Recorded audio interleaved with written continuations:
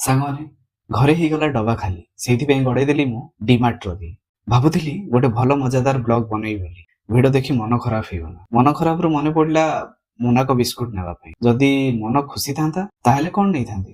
Comment କରନ୍ତୁ ତ ଏମିତି କୋଉ ବିସ୍କୁଟ ଅଛି।